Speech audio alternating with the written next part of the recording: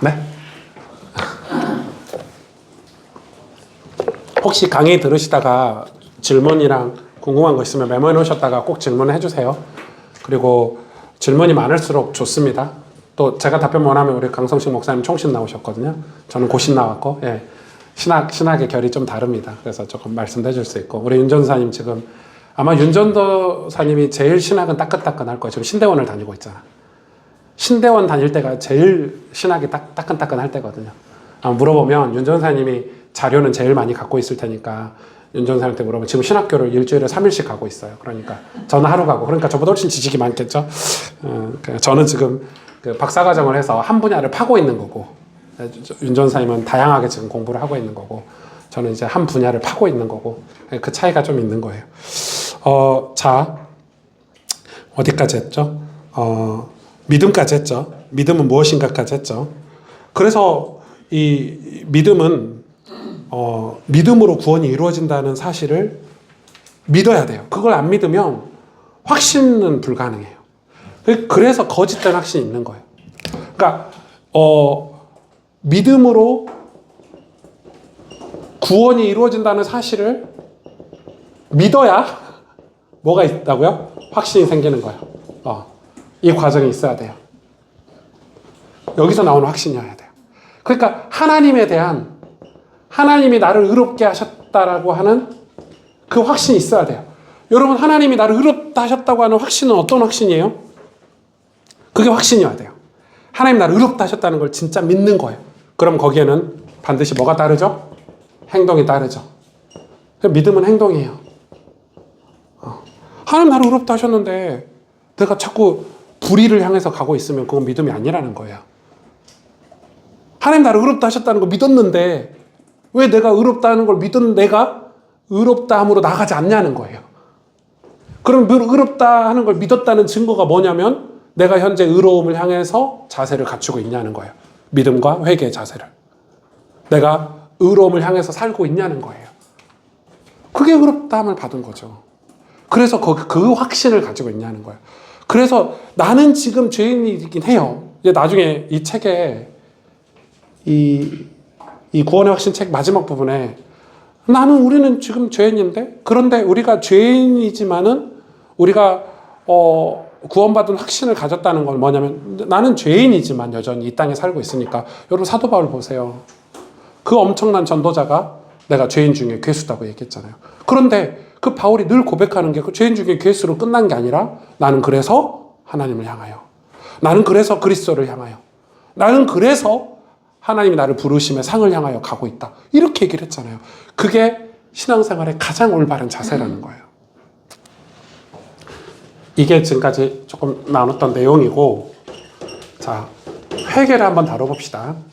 왜 구원의 확신에서 제가 지금은 믿음을 다뤘고 그 다음에 지금 회개를 다루는 거야. 왜냐하면 이게 구원이니까. 구원의 확신이니까. 구원의 확신은 회개와 믿음을 동반한 삶이어야 구원의 확신이라고 얘기했으니까 지금 1강 때는 믿음을 다뤘고 2강 때는 회개를 다뤄볼게요. 지금 자, 5번이죠. 5번. 회개는 무엇인가?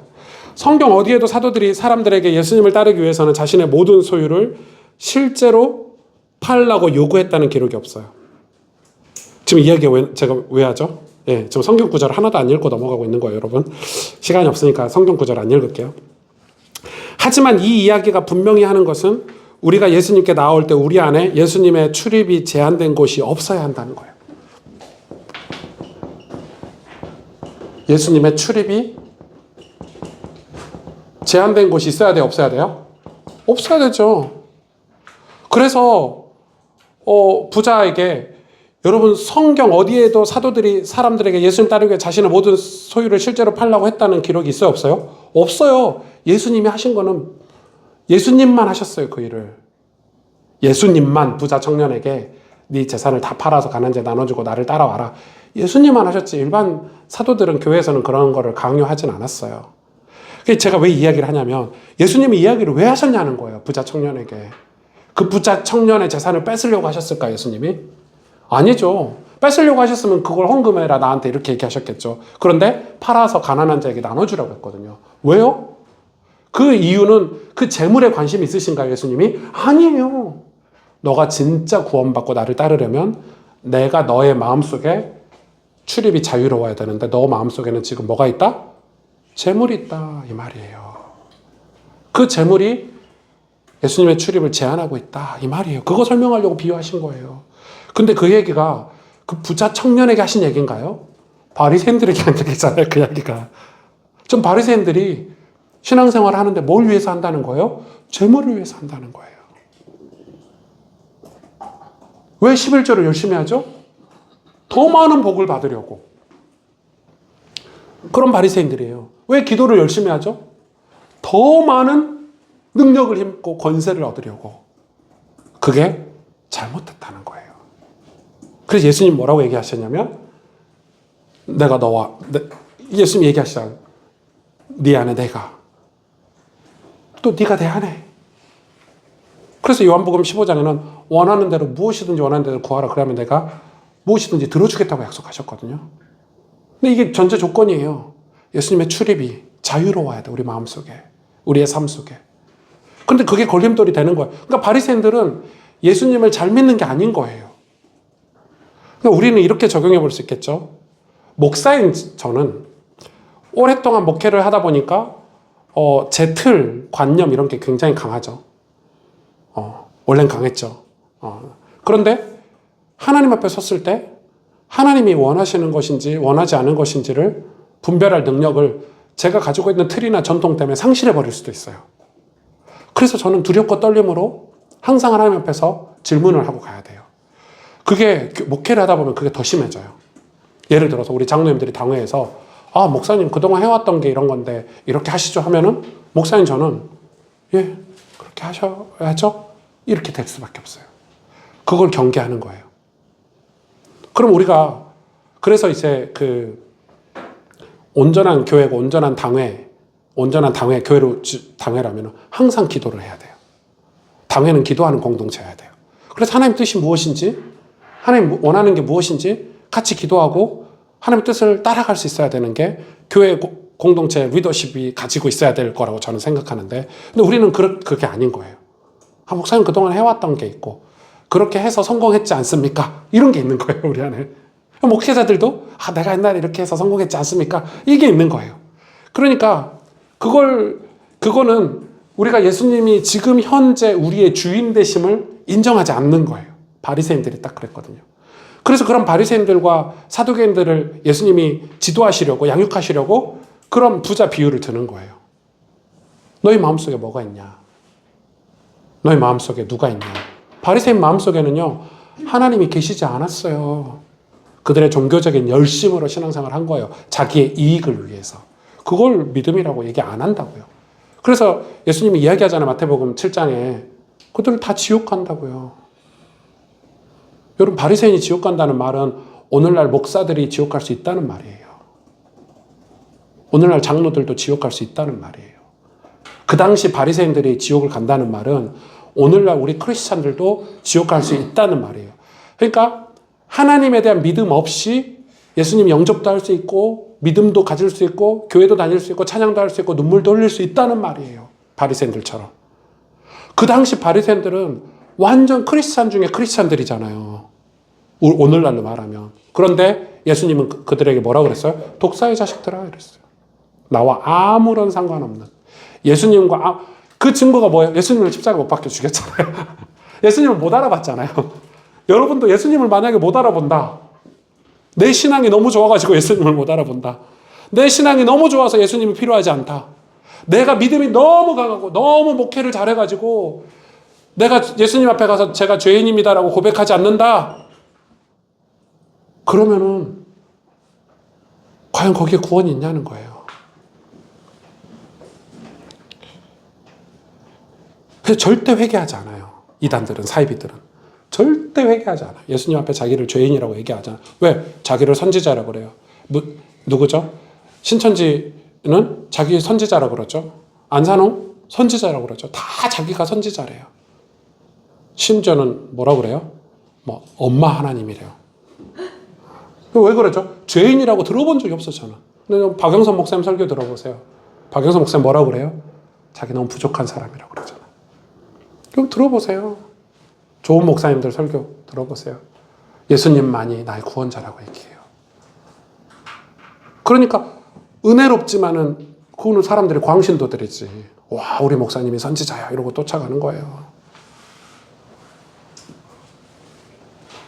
위험하죠. 회개가 없어요. 그분들에게는. 자, 예수님이 절대적인 주님이라는 사실을 이와 같이 인정하는 것이 회개예요. 예수님이 절대적인 주님이시라는 사실을 인정하는 게 회개지. 이것만이 하나님을 향한 올바른 유일한 자세예요. 웨인 그루뎀이 이렇게 얘기했어요. 이거를 J.D. 그리어가 인용을 했고요. J.D. 그리어 목사님이 거의 웨인 그루뎀 조직 신학을 거의 받아들이셨더라고요. 거의 다 그분의 학문이에요. 여러분 이것만이 유일한 자세예요. 믿음의 자세예요. 왜 그렇죠? 회개는 믿음이 뒤따르는 것이 아니에요. 믿음의 일부예요. 중요한 말이에요. 회개는 믿음을 뒤따르는 것이 아니라 믿음의 뭐예요? 일부예요. 네. 그러니까 믿음이 곧 회개예요. 개념을 빨리 정리하셔야 돼요. 믿음 가지려면 회개도 해야 돼. 이게 아니에요. 믿음 안에 회개가 있는 거예요. 왜냐하면 회개는 행동이기 때문에. 그래서 행함 없는 믿음은 죽은 믿음이라고 하는 거예요. 이렇게 할 수 있겠죠. 회개 없는 믿음은 죽은 믿음이다. 이렇게 말할 수 있겠죠. 나 대신 하는 예수. 나는 죽고 예수로 산다. 누가 얘기하셨죠? 누가 얘기하셨는데, 예. 그런 거예요. 유기성 목사님 얘기하셨구나. 아주 좋은 표현인 것 같아요. 유기성 목사님 표현이. 이게 진짜 우리의 진정한 회개인 거죠. 그래서 회개의 문자적 의미는 예수님에 대한 마음의 변화가 진짜 문자적 의미거든요. 예수님에 대한 내 마음의 변화예요.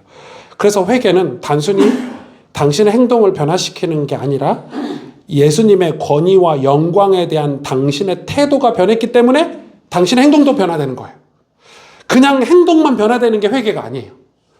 교회 안 나오다가 갑자기 교회 잘 나오면 저 사람 회개했네가 아니라 왜 교회를 갑자기 잘 나왔는지가 중요한데 그게 뭐냐면 예수님의 권위와 영광에 대한 그 사람의 태도가 변했기 때문에 행동도 변화된 거예요.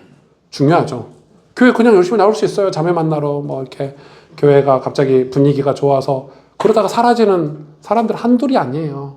와, 저 교회 갔더니 나하고 너무 딱 맞아 막 이러면서 성격도 너무 잘 맞고. 여러분 그런 교회가 있나요, 이 땅에? 없어요. 단 한 군데도 없어요. 예. 저는 제가 개척한 우리 교회도 잘 안 맞아요. 솔직히 말해서. 예, 힘들어. 내가 개척했는데도 잘 안 맞아. 왜 이렇게 안 맞는지 모르겠어. 또 개척을 하러 가야 되나? 그러다 안 맞을 것 같아.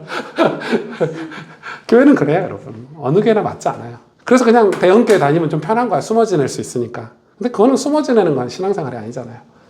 그러니까 그래서 내가 왜 행동이 변화됐는지 원인이 있어야 돼요. 그게 뭐냐면 예수님에 대한 영광, 그분에 대한 사랑, 그것 때문에 변화된 행동을 회개라고 하지 그냥 행동만 변화된 걸 회개라고 하면 안 된다는 거예요.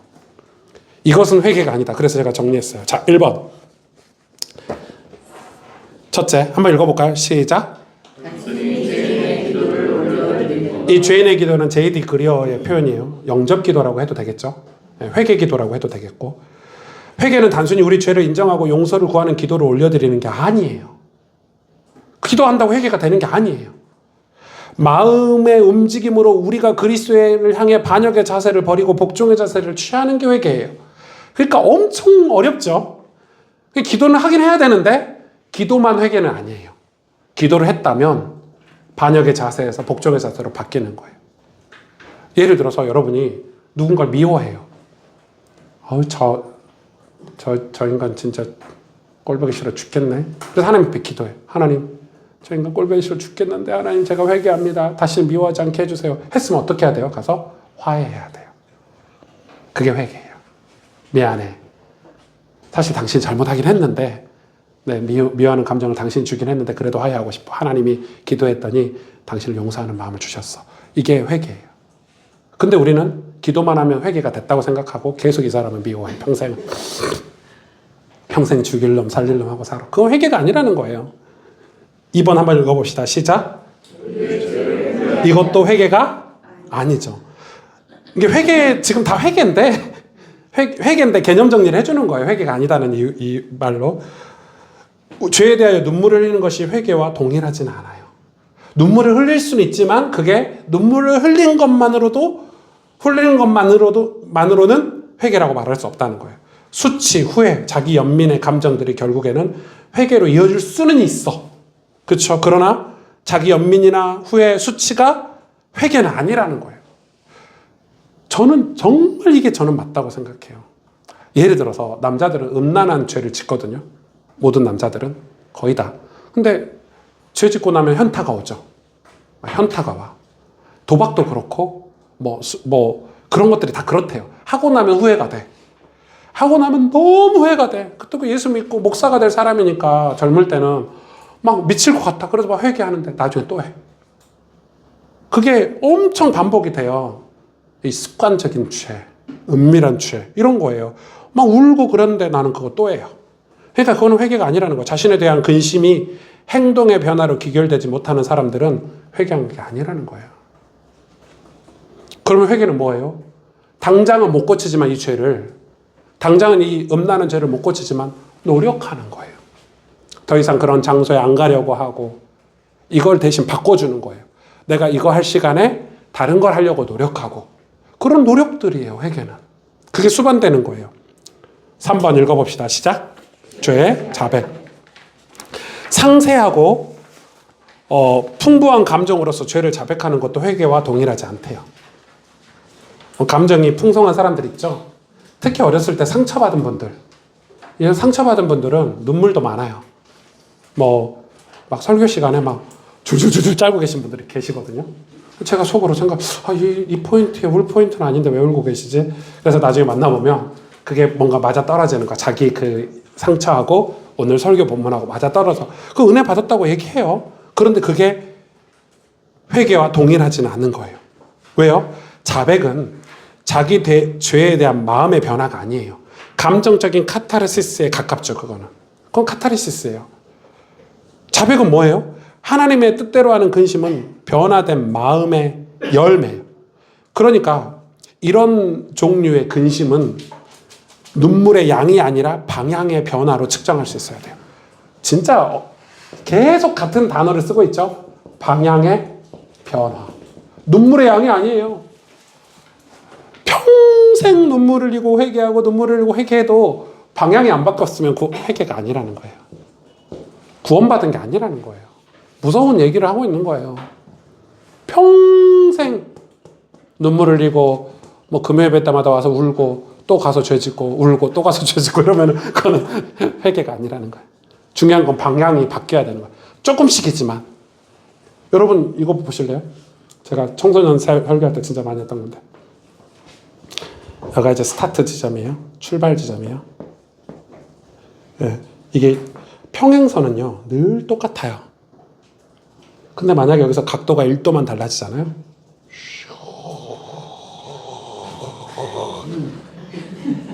이게 멀어져요. 1도만 달라졌는데. 그래서 제가 이거를 신앙 이야기 하려고 한 게 아니라 애들한테 책 읽으라고. 야, 하루에 한 권. 아니야, 한 달에 한 권. 그러면 애들이 그래요. 야, 한 달에 한 권이 읽는다고 네 인생이 변화되냐?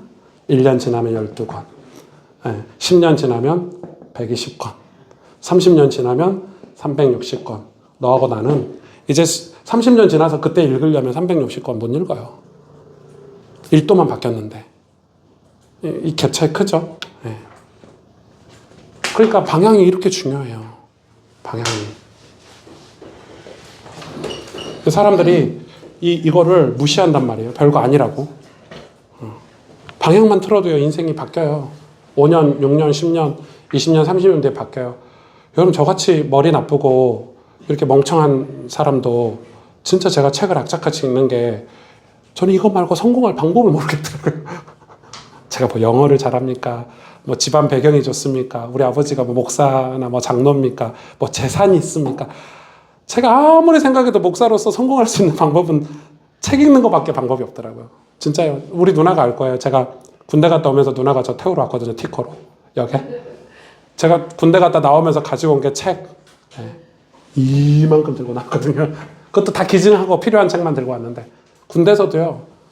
몇백 권을 읽었어요. 책을. 쉬는 시간마다. 방법이 없어요. 그게 지금 쌓여서 오늘날 제가 된 건데 이 정도 하는 거 전 책 때문이라고 생각해요. 그러니까 책만 그럴까요? 기도도 그렇죠. 예배도 그렇죠. 다 쌓여요. 근데 이걸 갑자기 하려면 절대 못해요. 다 쌓인다니까요. 이게 여러분 신앙만 적용되나요? 세상 이치도 똑같은 거 아닙니까? 성공하는 사람들 매일 조금씩 하는 사람들이 성공하지 갑자기 해서 성공하는 법은 없어요. 갑자기 성공한 사람은 갑자기 무너져요. 조금씩 등산 예를 들면 조금씩 등산도 해버릇해야 높은 산도 올라갈 수 있는 거지 갑자기 높은 산 절대 못 올라가요. 그러니까 그게 하나님이 우리에게 주신 어쩌면 기회예요. 기회. 그러니까 회개는 방향이다. 자, 4번 읽어볼까요? 시작. 종교적인 삶의 자세를 취하는 것. 이거 회개라고요?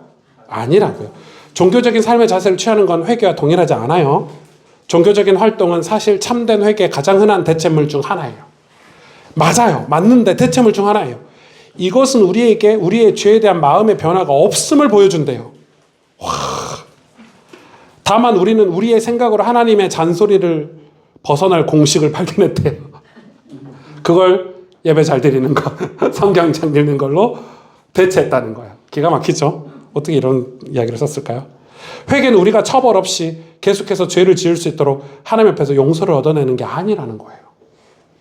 벌받지 않고 처벌받지 않고 계속 죄를 지을 수 있는 걸 허락받는 게 회개가 아니라는 거예요.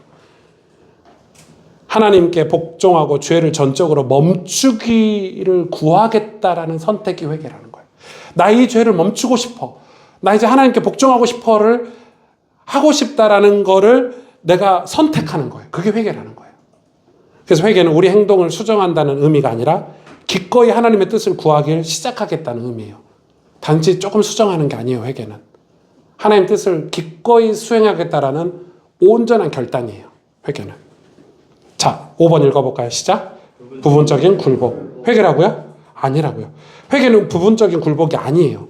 예수님으로 하여금 어떤 영역은 통제하시도록 하지만 다른 영역은 그렇게 하지 않겠다는 것, 이거 회개인가요? 아니죠. 주로 이단들이 그렇게 하잖아요. 한쪽은 되게 성령 충만한데, 성령 충만이 아니지만 걔네들 표현으로 한쪽은 엄청 악령 충만하잖아. 회개 아니라는 거예요. 우리도 그런 경우가 많죠. 나 하나님께 이거 드렸으니까 이거는 좀 봐주세요. 이런 거. 제가 그 유흥업소 가는 후배 목사가 하나 있었거든요. 쪽팔린데 여러분한테 말하기. 무슨 유흥업소를 다니냐 뭐 이런 목사가 했더니 자기의 유일한 낙이래요. 죄송해요. 제가 그러다 이런 미친놈.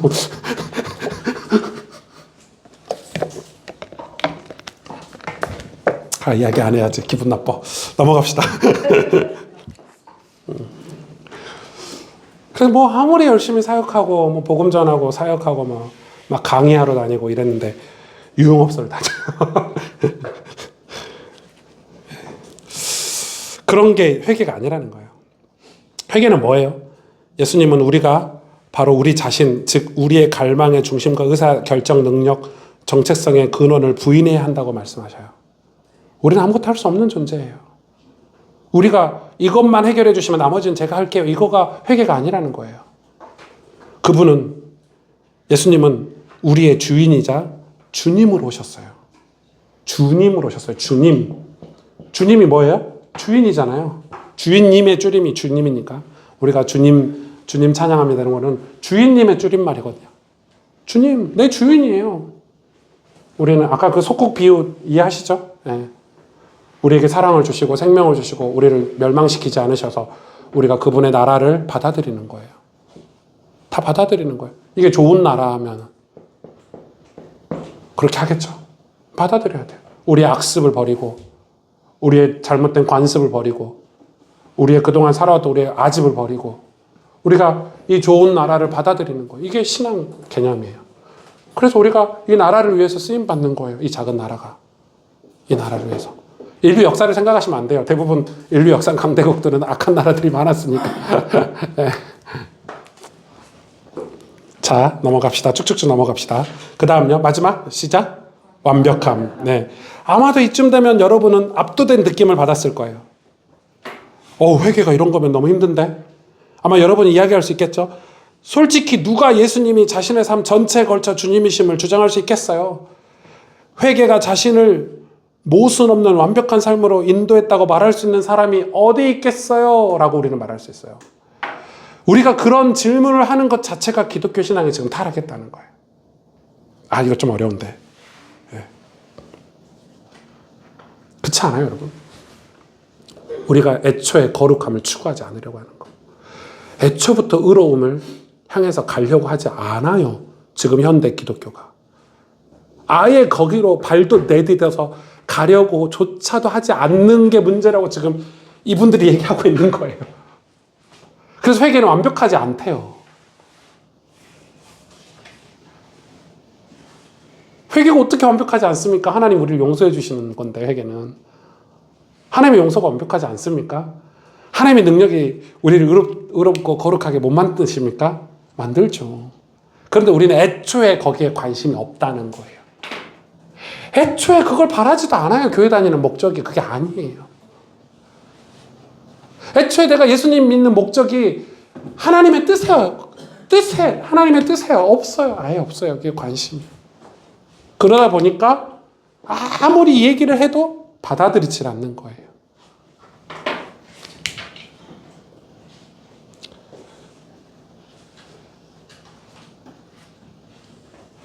회개는 우리의 일관성이 없고 나누어진 마음을 변화시켜달라는 하나님을 향한 간청을 포함해요. 그러니까 우리가 이 하나님을 뜻을 향해서 가지 못하는 것까지도 우리를 변화시켜야 돼요. 회개는 본질적인 것도 변화시키는 거예요. 근데 지금 우리 교회들이 하나님 뜻대로 가려고 합니까? 안 가죠. 그럼 회개는 무엇입니까? 회개는 이거예요. 이거는 그냥 읽고 넘어갑시다. 제가 읽어드릴게요. 이거 지금 네 챕터 있는데 하나씩 읽어주실래요? 네. 회개 챕터 하나씩 읽어주세요. 네. 갈등하지 말고 읽으세요. 읽는 자에게 은혜가 있을지어다. 회개는 예수님이 그분 되심으로써 모든 것의 주인이심을 인정하는 것이다. 그분과의 의견 불일치가 무엇이든 그것이 맞고 성전, 성관계, 동성애, 간대함 혹은 다른 무엇에 대한 입장이든 그분이 옳고 당신이 틀리다. 그분의 모든 방식을 아직은 이해하지 못한다고 해도 당신은 결정권이 그분께 있음을 인정한다. 아멘. 네. 두 번째 챕터 또 읽어주세요. 바로바로 읽어주세요. 복음에 대한 믿음은 결코 넘어지지 않는 것으로가 아니라 넘어졌을 때 무엇을 하느냐로 입증된다.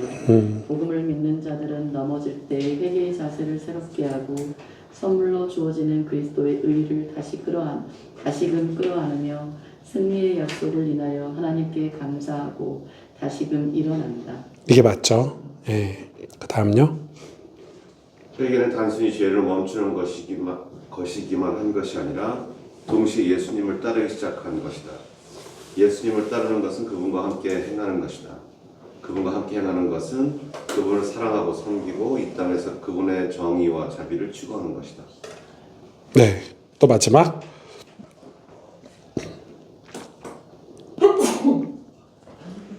네, 기침했으니까 읽으세요.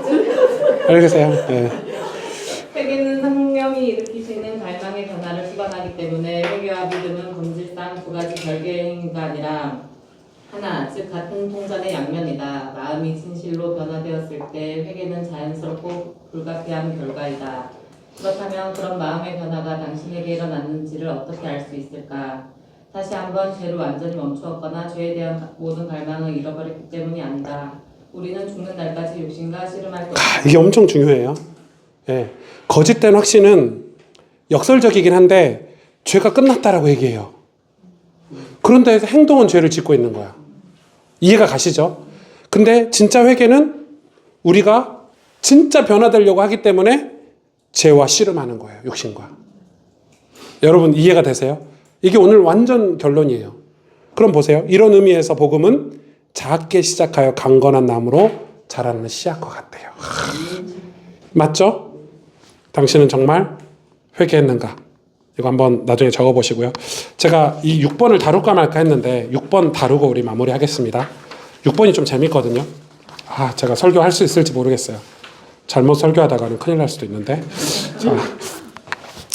자, 6번에 그 뒷장 보시면 히브리서 6장 4절에서 6절이 있어요. 이게 왜 제가 다뤄야 되냐면 이 구원의 확신을 이해하는데 이것만큼 확실한 그 이슈가 없어요. 그러니까 이게 풀려야 구원의 확신을 제대로 우리가 칭의와 성화가 하나라는 걸 증명할 수 있는 카테고리. 왜냐하면 이단들이 자꾸 이거 가지고 이야기를 하니까. 이 값싼 구원론자들이 이 성경 구절 가지고 히브리서 6장 이 성경 구절 가지고 자꾸 문제를 제기를 하니까 제가 한번 볼게요. 자, 성경은 뭘 말하는가? 성경이 한 번 구원은 영원한 구원이라고 가르치는 걸 저도 믿어요. 요한복음 6장 37절 39절 다 그랬어요. 한 번 받은 구원은 영원한 구원이라고 말하는 건 부정확하지 않아요. 맞는 말이에요. 그런데 불충할 뿐이에요. 엄청 중요한 교리예요. 이걸 이제 조직신학 때 배우거든요. 전사님들이. 엄청 중요한 말이에요. 이 말이. 부정확하진 않지만 불충한 말이에요. 한 번 받은 구원은 영원한 구원이라는 말은 사실이에요. 하지만 한 번 받은 구원은 영원한 따름이라는 말 역시 사실이에요. 이해가 되세요?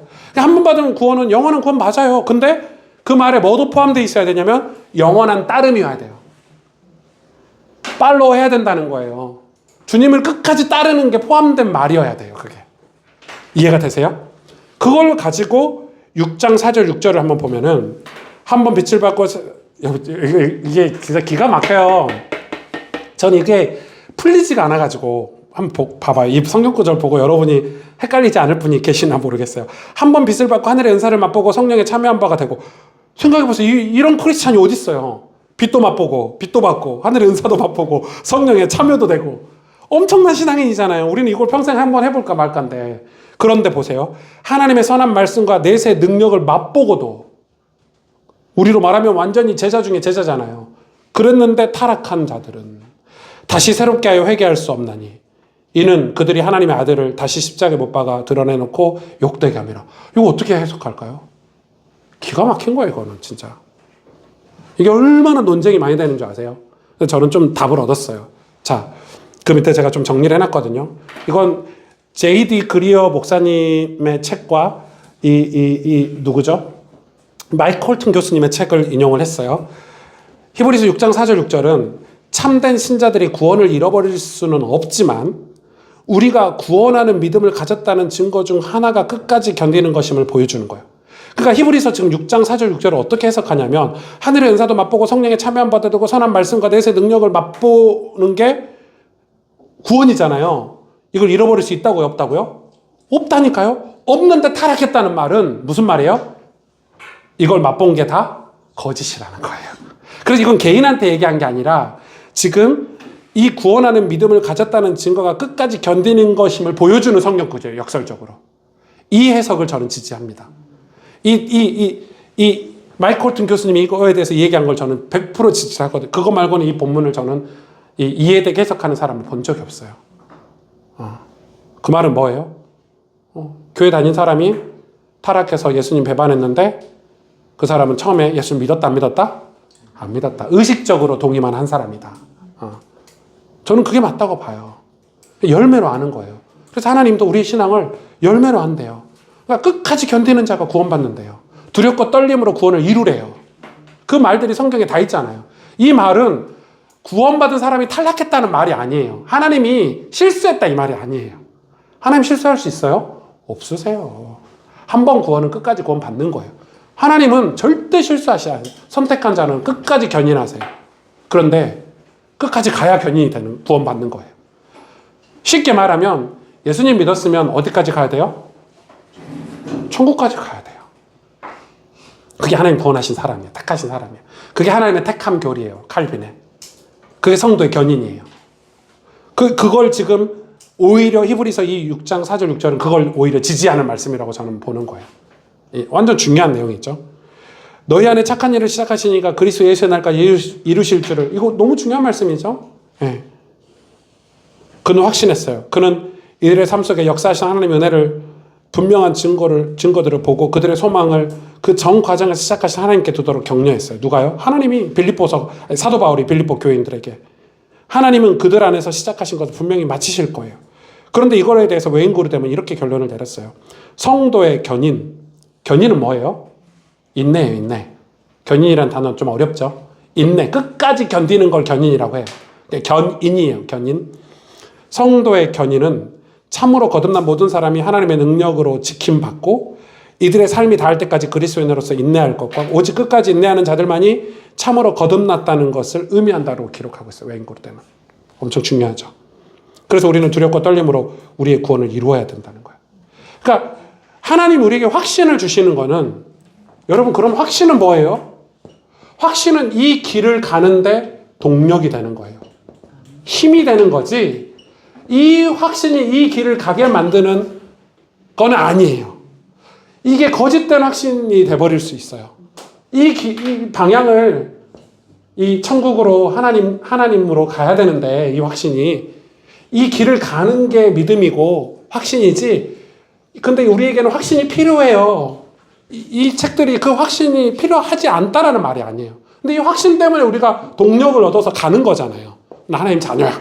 나 구원받았어. 이 확신으로 가는 거지만, 진짜 구원받은 것은 여기에 도달을 해야 된다는 거예요.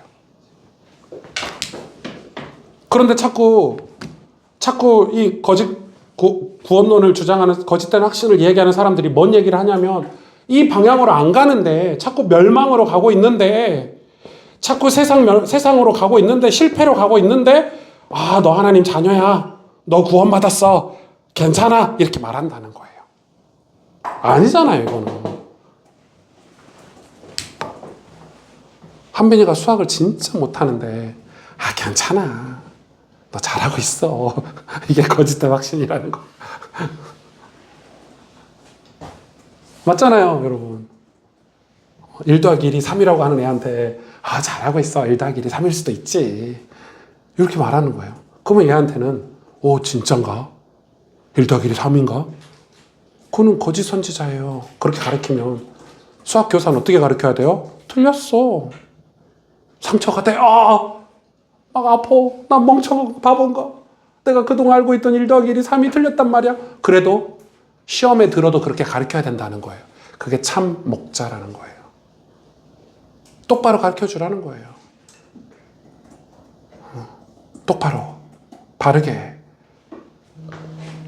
지금 그 이야기를 하는 거예요. 웨인그루뎀이. 우리는 두렵고 떨림으로 우리의 구원을 이루어야 합니다.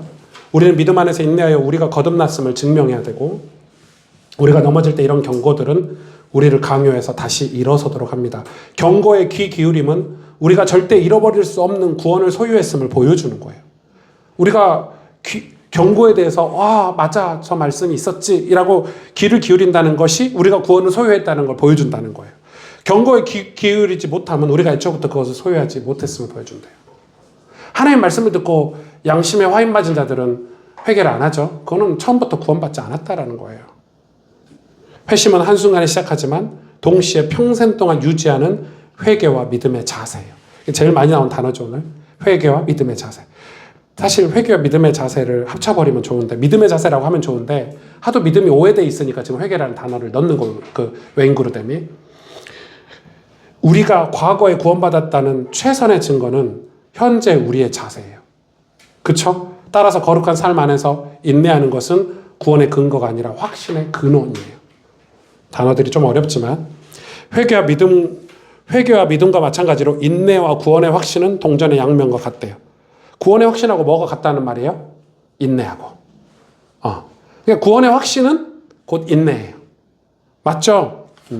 내가 이 수능 공부를 열심히 해서 대학에 가. 확신 있어. 나 이번에 공부 잘해서 고3 때 공부 열심히 해서 어디 대학을 가야지. 그러면은 뭐가 당연히 따라오죠? 인내가 따라오죠. 참고 공부하잖아요. TV 안 보고 게임 안 하고 친구들 안 만나고 공부하잖아요. 그게 확신이라는 거예요.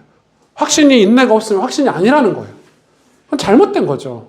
내가 꿈이 있는데 그 꿈을 위해서 희생을 하지 않는다. 그거 어떻게 꿈이라고 말할 수 있겠어요? 내가 1,000만 원을 모아야지.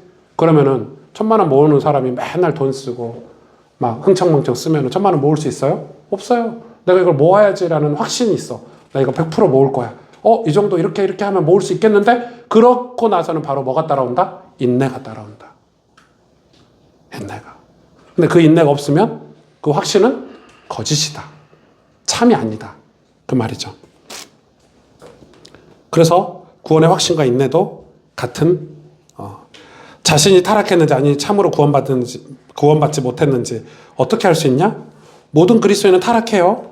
우리도 다 타락해요. 여러분 우리는 매일 타락해요. 수십 번씩 죄를 지어요. 그런데 토마스 슈라이너가 이렇게 얘기했어요. 인내는 완벽함이 아니다. 새로운 방향이다. 그러니까 우리가 구원받았다는 걸 어떻게 할 수 있냐? 우리가 회개와 믿음의 자세를 가졌냐 가지지 않았냐로 판가름할 수 있다는 거예요. 무엇이 더 중요한가? 확신인가 경고인가? 확신과 경고 이 모두 하나님이 우리에게 주시는 것은 이 둘 모두가 그리스도인의 성숙을 위해 필요하기 때문에 이 둘은 구원하는 믿음 안에서 우리를 확고히 하는 거예요. 확신과 구원 자체, 그 경고 자체가. 그러니까 확신도 필요하지만 성도들에게 아우 괜찮아 잘했어 하나님 자녀야 이것도 필요하지만 경고도 필요한 거예요. 당신 하나님 기뻐하시는 삶이 아닙니다라는 경고도 필요한 거예요. 이걸 균형을 가지고 있어야 돼요. 저와 여러분은 신앙생활을 잘 하시려면. 이해가 되시죠? 자, 마지막 7번. 그럼 여러분이 믿었다는 증거는 뭘로 확인할 수 있냐? 두 가지로 확인할 수 있어요. 예수님이 이걸 신약에 증거해 주셨죠. 첫째 뭐라고요? 하나님을 향한 사랑. 결국 이거예요. 자, 우리의 방향은 하나님을 향한 사랑이어야 돼요. 그래서 사랑이 더 커지는 거예요. 오늘보다 내일 더 사랑하고. 또 하나의 방향은 뭐예요? 인간을 사랑하는 거예요. 더 정확히 말하면 영혼을 사랑하는 거예요. 이게 구원받은 자의 증거라는 거예요. 증거. 이게 증거. 시간이 많이 지났으니까 내용은 여러분 읽어보세요. 네. 자, 정리를 해보겠습니다. 여러분 페이퍼는 6페이지인가요? 5페이지밖에 안 되죠. 제가 준비한 페이지는 18페이지예요. 네. 그러니까 여러분한테 지금 강의를 거의 안 했어요. 네. 그래도 너무 지루하게 하면 다음에 안 오시니까 네, 제가 12시 반에 끝내려고 했는데 지금쯤 마쳐야 될 것 같아서 패스하고 아마 내일 설교 때 오늘 내용들이 조금 가미가 돼요. 제가 내일 그 노아 얘기를 할 때 이런 내용들이 또 설교 때 제가 교리적으로 또 다루니까 좀 확인할 수 있을 것 같고 여러분 분명히 기억해야 되는 게 있어요. 신자들이 온갖 종류의 죄악된 정욕과 씨름할 수도 있고 또 실제로도 그렇게 해요. 맞죠? 그렇게 해요. 맞아요. 사실 싸움의 존재 자체가 하나님의 영이 우리 안에 역사한다는 확증이 될 수 있는 거예요. 그러니까 우리가 지금 죄와 싸우고 있다는 것 자체가 하나님 우리 안에 계시다는 거예요. 그런데 죄를 보고도 아무런 감정이 들지 않거나 싸우려고 하지 않고 무분별하게 굴복하고 그냥 거짓된 확신으로 나 하나님 자녀야 이렇게 한다는 것은 그거는 하나님이 우리 안에 안 계시다는 거죠. 그러니까 우리가 죄와 진짜 싸우냐 안 싸우냐로 판가름하는 거예요. 성령이 우리 안에 계시다 안 계시다를 그걸로 판가름하는 거예요. 성령이 계시면 성령은 죄와 싸우는 분이시잖아요. 맞죠? 죄를 미워하시는 분이에요. 그럼 그 미움과 싸움이 우리 안에도 행동으로 드러나야 되는데 성령이 안 계시니까 죄가 달콤하고 죄 짓고 회개하고 죄 짓고 회개하고 계속 이렇게 산다는 거예요. 이거는 제가 오늘 학문적으로 여러분하고 지금 강의를 했지만은 정말 실제적인 얘기인 거예요. 그러면 우리가 뭘 고민해야 되죠? 예수님이 내 안에 계시냐? 안 계시냐? 고민해야 돼요. 진짜 예수님을 인격적으로 영접했냐 안 했냐를 고민해야 되는 거예요. 정말 주님이 내 안에 계시냐? 그분이 나의 주인이냐? 그분이 나를 온전히 천국으로 인도하실 분이고 나를 의롭다게 해주실 그 주님이시냐라고 우리가 믿는지 안 믿는지 그게 엄청 중요한 거죠. 그걸 믿는다면 우리의 삶의 태도가 바뀌고 우리의 삶의 자세가 신앙생활의 자세가 바뀐다는 거예요. 저는 이런 내용들을 여러분하고 이렇게 나누는 게 큰 의미가 없다 이렇게 생각하실 수도 있지만은 이런 그 신학적인 교리적인 것들을 여러분하고 나눌 때 여러분이 신앙생활을 할 때 이런 게 올바른 신앙생활이구나라고 이해하고 신앙생활하는 게 중요하다고 저는 판단을 했어요. 그래서 제가 한 달에 한 번씩 여러분 신앙생활에 도움되는 어떤 이런 것들을 정리해서 여러분하고 좀 나누려고 하고 또 여러분의 질문들에 대한 답변들도 하고 그렇게 하려고 하는 거니까 여러분이 좀 잘 활용하시면 좋을 것 같습니다. 네, 이상 강의는 마치겠고 질문까지. 네. 질문. 아까 그 견인 있잖아요, 견인. 네. 그럼 그 견인이 처음에 지난 앞에 강의에 말했던 견인과 이 견인이 내용 의미가 다른 견인입니다. 아니요, 같은 견인입니다. 근데 견인은 지금은 인내라고 했고 네. 앞에서는 견인이 하나님이 인도해 주시는 그거를 이끄심이죠. 네. 우리 입장에서는 인내고 하나님 편에서는 하나님이 이끌어 주시는 거죠. 그러니까 같은 거예요.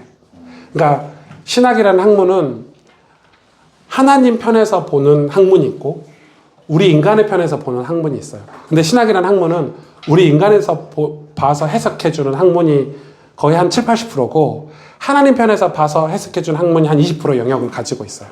지금 같은 뜻이에요. 하나님이 이끌어 주기 때문에 우리가 인내할 수 있는 거예요. 왜냐하면 하나님 편에서 봤을 때는 인간은 아무것도 할 수 없어요. 우리는 인내할 수도 없는 사람들이에요. 우리는 죄가 있으면 바로 가야 돼. 우리 안에 죄성이 있기 때문에 죄가 보이면 그리 가야 돼. 한빈이가 아이스크림 보면 달려가듯이 그게 우리 인간이에요. 그래서 하나님이 우리에게 인내할 수 있도록 우리를 이끌어 주시는 거를 성도의 견인이라고 해요. 같은 단어예요.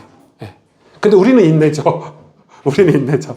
하나님 우리를 사랑하셔서 우리를 징계하시지만 우리는 그걸 시험이라 그러고 고난이라 그러잖아요. 똑같은 거예요. 예. 아주 좋은 장로님 질문이세요. 예. 그래서 이 관점의 차이가 좀 있어요. 하나님 편에서 내려보느냐, 우리 인간의 편에서 보느냐가 좀 달라요. 근데 신학이라는 학문은 인간의 편에서 하나님을 좀 이해해 보겠다는 거니까, 인간의 편에서 하나님을 이해해 보려고. 원래 신학이라는 학문은 없었어요. 원래 철학에서 신학이 나왔거든요. 철학을 이용해서 신학을 만든 거예요. 그러니까 아무것도 없는데 갑자기 신학이라는 학문을 만든 게 아니라 원래는 철학이 있었잖아요. 철학이라는 학문이 있었어요. 그 당시 철학은 그래서 옛날에는 목사가 철학자였어요. 신학자가 철학자였고, 옛날에는. 예, 수학자이기도 하고, 법관이기도 하고, 옛날에는 목사가 다 했어요. 예, 요즘은 그렇게 하면 안 되고. 그래서, 그래서 철학적인 용어들이 되게 많아요. 신학에. 어쩔 수 없는 거죠. 철학이 먼저 인문학에 발달했어요. 그러니까 하나님이 다 사용하시는, 언약이라는 단어도 그래서 그 부족들끼리 쓰던 단어를, 커버넌트라는 단어를 성경에 인용한 거예요. 성경이 갑자기 만들어낸 단어가 아니에요. 네. 물론 그 인류 역사의 일반적인 것도 하나님 다 창조하셨지만, 다 하나님께서 온 게 맞죠. 다 맞지만은, 그게 이제 성경을 쓸 때, 그 성경을 기록할 때, 이 성경 기록하시는, 성령의 감동받아 성경을 기록한 모세라든지 이런 사람들이 그 언약이라는 단어를 그런 데서 착안해왔다, 이 말이에요. 제 말은. 이해가 되시죠? 그러니까 성경 기록 역사 이런 것들도 보면 재미가 있죠. 재미는 없는데 아무튼 네. 재미있다고 하면 안 돼. 재미가 없어요. 또 질문 있으세요? 뭐든 괜찮습니다. 내일 나눔터 모임 광고를 하고 마무리할게요. 내일 나눔터 모임이 있어요. 이제 벌써 4월이잖아요. 그리고 이제 내일 나눔터 주제가 기도예요. 모임 주제가. 제가 기도에 관해서 글도 썼고, 그리고 기도를, 왜냐면 태신자를 두고 기도하는 마음으로. 그래서 이제 나눔터 내일 모임은 그러면 어떻게 해야 되냐면은, 기도 제목을 나누셔야 돼요. 그래서 나눔터 지체들하고, 편안하게 자기 기도 제목을 나눌 수 있는 소그룹을 만들어 주시면 좋겠어요. 이해가 되시죠? 근데 그거를 안 하시고 그냥 밥 먹고 헤어지면, 이제 물론 밥 먹고 헤어지는 것도 좋아요. 어떤 나눔터는 아직 어색하니까 그런 단계가 필요한 단계들도 있어. 그런데 목적은 제가 생각할 때는 그래요. 우리 교회 처음 나오신 새가족이라도 교회를 나와서 밥 먹고 교제하려고 나오진 않아요. 근데 어색하니까 그게 필요할 뿐이야. 그러면 그분들이 진짜 우리 교회가 좋은 교회고 우리 교회에 정착하고 싶고 우리 교회에서 교제하고 싶은 거는 본인들의 힘든 마음들, 어려운 마음들을 기도하고 싶고, 근데 그 기도를 어떻게 할 줄 모르기 때문에 우리 나눔터에서 나를 위해서 기도해 준다. 그건 엄청난 위로예요. 그래서 그런 기도 제목을 편안하게 나눌 수 있어야 돼요. 근데 나눔지기가 예를 들어서 이런 식인 거예요. 그런 기도는 하면 안 돼요. 기도는 하나님 뜻대로 해야지. 이러면 돼요, 안 돼요? 안 돼요. 물론 우리가 그렇게 공부를 하긴 했는데, 예, 새가족이 왔을 때는 작은 씨앗이에요. 예. 그럼 새가족은 별 희한한 걸 다 기도할 수도 있어. 그쵸? 그걸 여러분이 다 수용해주고 받아줘서 기도 제목이 점차 바뀌어가야 돼요. 1년이고 2년이고 3년이고 세월이 지나서. 그래서 여러분 안에는 아주 편안하게 자기 기도 제목을 공유할 수 있어야 되고, 그 기도를 정리를 해서 다음 달, 그 다음 달, 그리고 나중에 그 기도 응답 받으셨어요? 확인도 하실 수 있으면 좋겠어. 나눔터에서. 그게 반복이 되다 보면 우리 나눔터는 되게 좋은 기도 후원자들이야. 내 기도에 든든한 백그라운드가 되는 거야. 그러니까 여러분 나눔터를 그렇게 분위기를 끌고 가주시면 좋겠어요. 이해가 되셨죠? 네, 놀면서도 차 한잔 마시면서도 그런 신앙이 항상 결론에 있어야 돼요.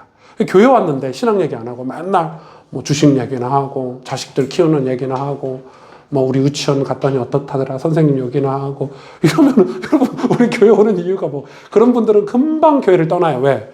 그런 공동체를 우리 교회 말고도 좋은 공동체가 훨씬 더 많아요.